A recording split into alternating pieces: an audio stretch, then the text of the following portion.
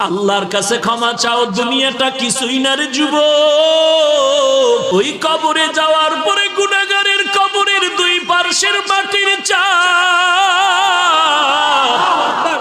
পাজরের হাড় চুরমার হয়ে যাবে। একটা নয়, দুটো নয়, 70 থেকে 99টা সাপের কামড়। কবরের ভিতরে জাহান্নামের আগুন।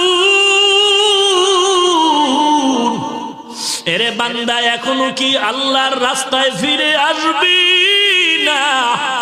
আল্লাহ দেখায় দেয় দুনিয়ার বিল্ডিং এর আগুনে কত যুবকের লাশ, আর চিৎকারের আওয়াজ, বাঁচাও বাঁচাও।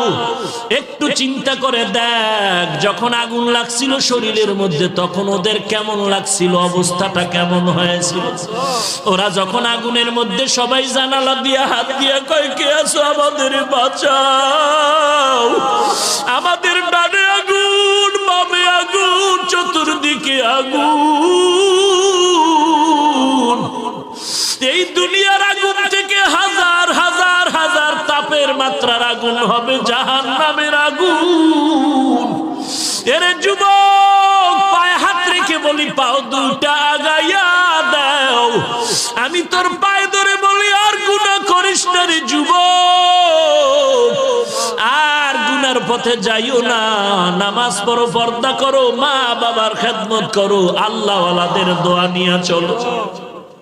আল্লাহর কাছে ক্ষমা চাও, দুনিয়াটা কিছুই না রে যুবক। পায়ে হাত রেখে বলি, এই যে বন্যা হয়ে গেল কয়েকদিন আগে, কত মানুষ বন্যায় মরে গেল। ঢাকার শহরে গাড়ির উপরে গাছ পড়লো, গাছে আঘাতে গাড়ির মধ্যে মানুষ মরে গেল। এরে বান্দা, এখান থেকে ঘরে যাওয়ার কোনো গ্যারান্টি নাই। আবার রাত্রে বেলা ঘুমাবি, ভোরবেলা উঠার কোনো গ্যারান্টি নাই। পায়ে হাত রেখে বলি, রে বাবা, তোর মতো যুবক স্কুলে পড়ে নামাজ ছাড়ে না, তুমি কেন পারবা না? তোমার মতো যুবক চাকরি করে নামাজ ছাড়ে না, তুমি কেন পারবা না? কিসের বাহাদুরি করো? কিছুই না। পায়ে হাত রেখে বলি, তওবা করে নাও, চোখের পানি ছেড়ে আল্লাহর কাছে ক্ষমা চাও, আর বলো, আল্লাহ